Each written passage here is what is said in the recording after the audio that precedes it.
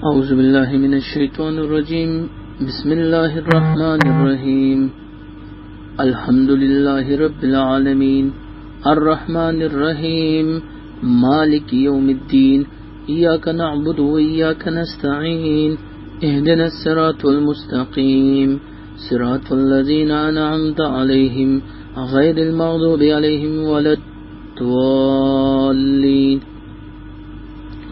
مقصد سورۃ فاتحہ کا العبادۃ للہ وحدہ، یعنی عبادت کے جتنے بھی اقسام ہیں وہ خاص ایک اللہ کے لیے کریں گے۔ عبادت کے 3 اقسام ہیں۔ تقسیم سورت کا، سورت 3 حصوں میں تقسیم ہے۔ پہلا حصہ الحمدللہ سے مالک یوم الدین تک، اس میں خالص حق اللہ کا، صفات اللہ کے، افعال اللہ کے ذکر کیے جاتے ہیں۔ دوسرا حصہ ایاک نعبد و ایاک نستعین، اس میں حق اللہ کا ایاک نعبد اور حق بندوں کا ایاک نستعین۔ تیسرا حصہ اہدنا الصراط المستقیم سے ولا الضالین تک، اس میں خالص حق بندوں کا اہدنا الصراط المستقیم اور 3 فرقوں کا بیان، انعمت علیہم مومن، مغضوب علیہم کافر، ولا الضالین منافق۔ پچھلے سبق میں ہم نے اہدنا الصراط المستقیم تیسرا حصہ شروع کیا تھا، اور اہدنا الصراط المستقیم پہ ہم نے وضاحت کی تھی کہ اہدنا کی معنی مضبوط کرنا ہے، کہ اللہ ہمیں مضبوط کر دے۔ کس پر؟ صراط مستقیم، اپنے سیدھے راستے پر۔ پھر سیدھا راستہ ہم نے وضاحت کی کہ سیدھا راستہ کیا ہے، تو قرآن سے ہم نے معنی نکالی۔ سیدھا راستہ ایک توحید ہے، دوسرا سنت رسول اللہ صلی اللہ علیہ وآلہ وسلم ہے، اور تیسرا قرآن کریم ہے۔ تو معنی پھر ہم نے کی تھی، اہدنا مضبوط کر دے ہم کو صراط المستقیم توحید کے راستے پر، صراط المستقیم سنت رسول اللہ صلی اللہ علیہ وسلم کے راستے پر، اور مضبوط کر دے ہم کو قرآن کے راستے پر۔ اب آج کا سبق ہمارا ہے صراط والذین، راستہ ان لوگوں کا، انعامتا کہ آپ نے انعام کیا ہے، علیہم ان پر۔ صراط والذین راستہ ان لوگوں کا، انعامتا کہ آپ نے انعام کیا ہے، علیہم ان پر۔ اب یہاں پر ایک شعبہ پیدا ہوتا ہے۔ ہم نے پہلے کہا اہدنا الصراط المستقیم، اے اللہ ہمیں صراط المستقیم پر مضبوط کر دے۔ تو پھر یہ صراط والذین انعمت علیہم، اس کا کیا مطلب ہوا؟ اوپر ہم کہتے ہیں اللہ صراط المستقیم پہ ہمیں مضبوط کر دے، اور پھر ان لوگوں کا راستہ جس پر آپ نے انعام کیا اس پر ہمیں چلا دے۔ تو یہ تو شبہ پیدا ہو گیا نا، ایک سوال پیدا ہوتا ہے، شبہ پیدا ہوتا ہے، کیونکہ منعوم علیہم وہ لوگ ہیں جو اس راستے پر پہلے گزرے ہوئے ہیں، وہ تو اس راستے پہ گزرے ہوئے ہیں نا، تو یہ تو تحصیل حاصل کا ہو گیا کہ ایک چیز ہمارے پاس ہے اور ہم پھر بھی کہتے ہیں اللہ یہ ہمیں دے دو، یہ تو تحصیل حاصل کا ہو گیا۔ اصل میں اس میں تسلی مبلغ کو، کیونکہ صراط مستقیم پر ٹہرنا، اس پر قائم رہنا یہ بہت ہی مشکل کام ہے۔ صراط مستقیم پر ٹہرنا، اس پر قائم رہنا یہ بہت ہی مشکل کام ہے، کیونکہ اس پر آپ کو موت آ سکتی ہے، آپ کی جان جا سکتی ہے، آپ کی عزت جا سکتی ہے، آپ کا مال جا سکتا ہے، تکالیف بہت زیادہ ہیں اس پر۔ تو تسلی دیتے ہیں آپ کو کہ آپ کوئی اول نہیں ہو اس راستے پر، کہ آپ ڈر رہے ہو کہ یار اگر میں اس راستے پر چلوں گا تو مجھے مشکلات آئیں گے، تو ڈرو نہیں، آپ سے پہلے بہت سے لوگ اس راستے پر گزر چکے ہیں، تو ان کو یاد کرو، ان کو پڑھو، ان کو دیکھو کہ وہ گزرے ہیں، کامیاب ہوئے ہیں، تو آپ بھی انشاءاللہ کامیابی پاؤ گے۔ اور دیکھو قرآن کریم میں سورۃ النساء آیت نمبر 69 نمبر آیت دیکھو، اس میں اللہ رب العزت وہ بتاتے ہیں جو اس راستے پر گزرے اور کامیاب ہو چکے ہیں۔ دیکھیں وہ کون لوگ ہیں، ذرا اسے بھی پہچان لیں۔ سورۃ النساء آیت نمبر 69 نمبر آیت ہے، وَمَن يُطِعِ اللَّهَ وَالرَّسُولَ اور چاچی تابیداری کد اللہ اور جس نے تابیداری کی اللہ کی والرسول اور پیغمبر علیہ السلام کی فاولئک تو یہ لوگ مع اللہ ان لوگوں کے ساتھ ہیں انعم اللہ کہ احسان کیا اللہ نے علیہم ان پر من النبیین یعنی پیغمبر یعنی انبیاء کرام والصدیقین اور صدیقین والشہداء اور شہداء والصالحین اور صالحین یعنی نیک لوگ. تو اس راستے پہ پہلے کون گئے؟ انبیاء کرام گئے ہیں، اس طرح صدیقین گئے ہیں، شہداء گئے ہیں، صالحین گئے. یہ سارے لوگ کیا تھے؟ یہ سارے لوگ کامیاب لوگ تھے. پھر کیا کہتے ہیں؟ وَحَسُنَ أُولَئِكَ رَفِيقًا اور بہت ہی خوبصورت ہیں یہ لوگ رفیقہ دوستی میں. تو آپ جس راستے پہ جا رہے ہو نا، تو یہ راستہ انبیاء کا ہے. اللہ کی کتاب، ہر پیغمبر نے اللہ کی کتاب ہی بیان کی ہے. اس طرح صدیقینوں نے اللہ کی کتاب بیان کی ہے، شہداء نے اللہ کے دین کی خدمت کی، اللہ کی کتاب بیان کی ہے، اللہ کے دین کی خدمت کی ہے سب نے. تو یہ راستہ ان لوگوں کا ہے. تو اللہ ہمیں ان کے راستے پر چلا. ٹھیک ہے. صراط والذین راستہ ان لوگوں کا انعامتا کہ آپ نے انعام کیا علیہم ان پر، غیر المغضوب علیہم اور نہ ان لوگوں کے راستے پر مغضوب کہ غصہ ہوا ہے علیہم ان پر، کہ غضب ہوا ہے علیہم ان پر. اے اللہ ان لوگوں کے راستے سے بچا ہم کو جس پر آپ کا غضب ہے، جس پر آپ کا غصہ ہے. اب یہ مغضوب کون ہے؟ ہم تو ہر کسی کو کہتے ہیں نا یہ مغضوب ہے، یہ مغضوب ہے، اس پر اللہ کا غصہ ہے. یہ تو ہماری نظر ہوتی ہے، ہم فلاں کو مغضوب کہہ دیتے ہیں. لیکن آئیے قرآن مغضوب کس کو کہتے ہیں ذرا یہ بھی دیکھ لیں.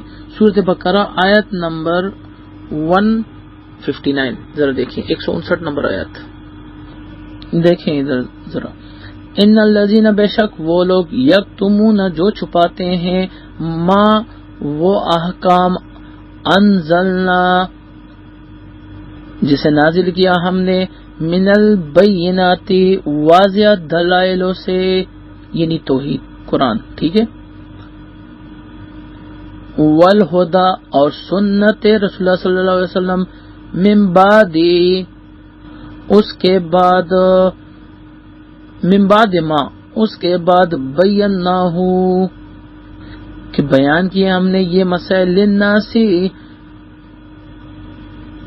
عام لوگوں کے لیے فی الکتاب قرآن میں. کیا کہا ہے؟ اللہ رب العزت کہتے ہیں اس میں ہم نے مسائل بیان کیے ہیں، اور جس نے یہ مسائل سیکھے، جس نے قرآن سیکھا اور پھر اسے چھپا دیتے، عام لوگوں کو بیان نہیں کرتے، یعنی بیان کرنا لازمی ہے. آپ نے فاتحہ سیکھا تو آپ پہ اب لازم ہے کہ آپ یہ آگے لوگوں کو سکھائیں، کوشش کریں یہ پہنچائے لوگوں تک، اس کی دعوت کریں، اس کو پہنچائیں آگے، کیونکہ آپ سے پوچھا جائے گا اس میں. اگر آپ نہیں پہنچاتے تو اللہ کیا کہتے ہیں؟ اولئک یلعنہم اللہ یہ لوگ لعنت بیچتے ان پر اللہ، یعنی لعنت کیا؟ اللہ رب العزت اسے اپنے رحمت سے دور کر دیتے ہیں. وَيَلْعَنُهُمُ اللَّاعِنُونَ اور لعنت بولتے ان پر، لعنت بولنے والے مخلوقات سب اس پر لعنت بولتے ہیں، سب لعنت بولتے ہیں جو اللہ کی کتاب کو سیکھ لیتے ہیں اور یہ آگے پھر پہنچاتے نہیں ہیں، اور اللہ کے دین پر پھر کمائی کرتے ہیں، اللہ کے دین میں بدعات بڑھاتے ہیں، شرکیات بڑھاتے ہیں. ان لوگوں پر اللہ رب العزت کا غضب ہے. تو کیا کہتے ہیں؟ غیر المغضوب اور نہ لار راستہ ان لوگوں کا جس پر غضب ہوا ہے علیہم ان پر. اے اللہ ہمیں مغضوب سے، اپنے غصے سے بچا. اگر غصے سے بچنا چاہتے ہو تو قرآن سیکھو اور سکھاؤ.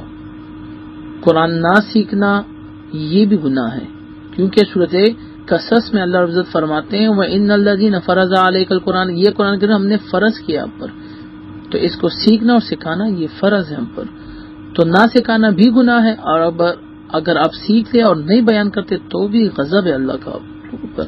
اللہ ہمیں اس صفت سے بچائے، اللہ اپنے غصے سے بچائے۔ ٹھیک ہو گیا؟ غیر المغضوب،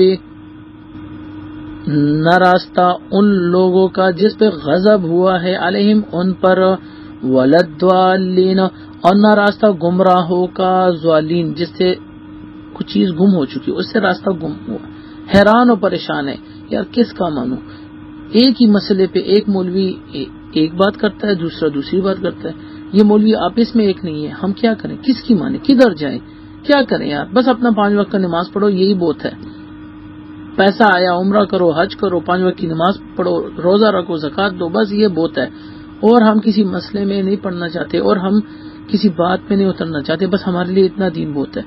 نہیں، یہ کیا، یہ حیران و پریشان ہے، حیران و پریشان۔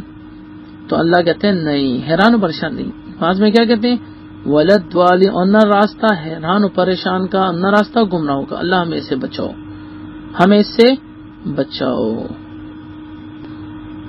اگلے سبق میں انشاءاللہ سورۃ بقرہ میں اس کے 10 صفات ذکر کرتے ہیں، سورۃ توبہ میں صفات ذکر کیے جاتے ہیں اس حیران و پریشان کے، تو اللہ ہمیں ان لوگوں سے بچا۔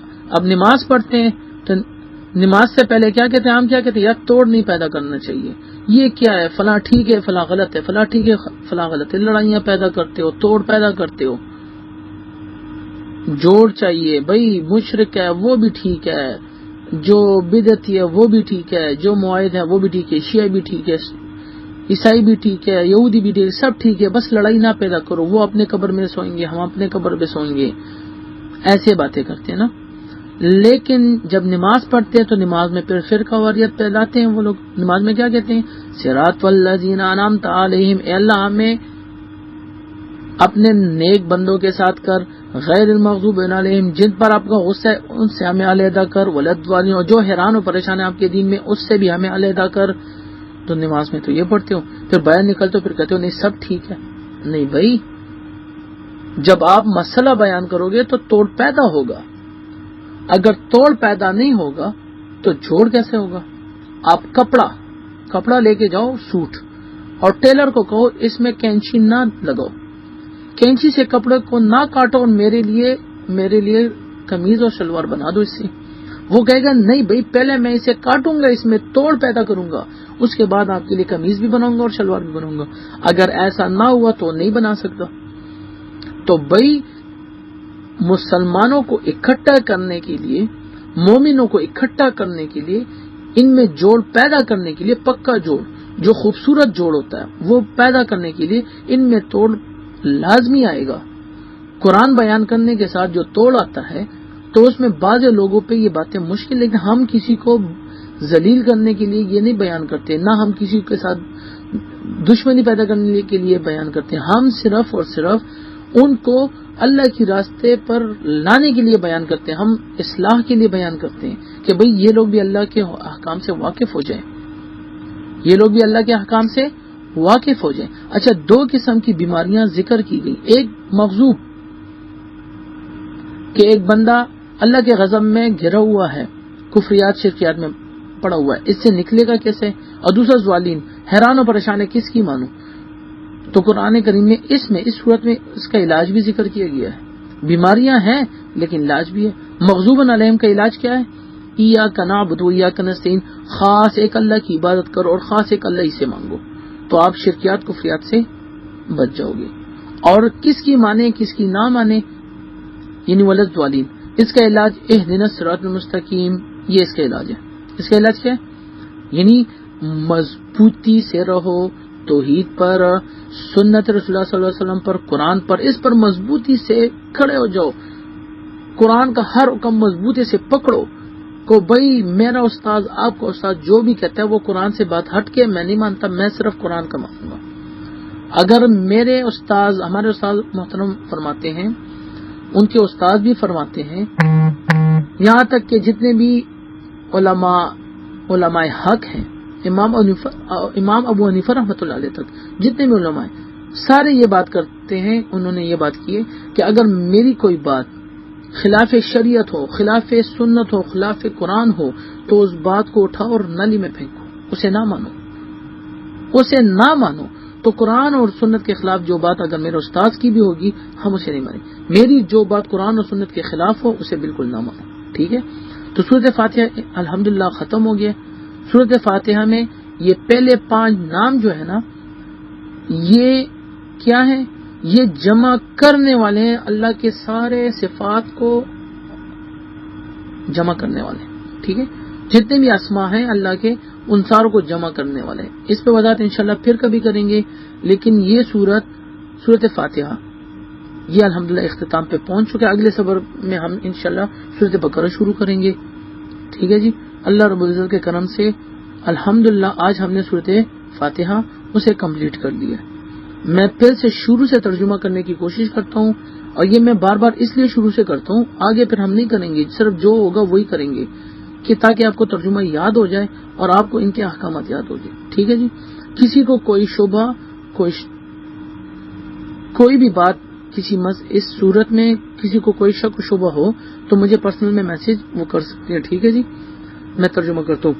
الحمدللہ خدائی کے سارے صفات خاص ایک اللہ کے لیے ہیں، رب العالمین جو پالنے والے تمام مخلوقات کو، الرحمن عام مہربان ہے دنیا میں دوست و دشمن پر، الرحیم خاص مہربان ہے آخرت میں مومنوں پر، مالک یوم الدین مالک ہے سزا و جزا کے دن کا، ایاک نعبد یا اللہ خاص آپ ہی کی عبادت کرتے ہیں، وایاک نستعین اور یا اللہ خاص آپ ہی سے امداد مانگتے ہیں، اہدنا مضبوط کر دے ہم کو صراط المستقیم توحید کے راستے پر، اہدنا مضبوط کر دے ہم کو صراط المستقیم سنت رسول اللہ صلی اللہ علیہ وسلم پر، اہدنا مضبوط کر دے ہم کو صراط المستقیم قرآن کے راستے پر، صراط الذین راستہ ان لوگوں کا انعامتا کہ آپ نے انعام کیا ہے، علیہم ان پر، غیر المغضوب اور نہ راستہ ان لوگوں کا، مغضوب جس پر غضب ہوا ہے، علیہم ان پر، ولدوالین اور نہ راستہ حیران و پریشان کا۔ اللہ میں اس سے بچائے، آمین۔ صدق اللہ العظیم، دعاؤں میں یاد رکھیے گا۔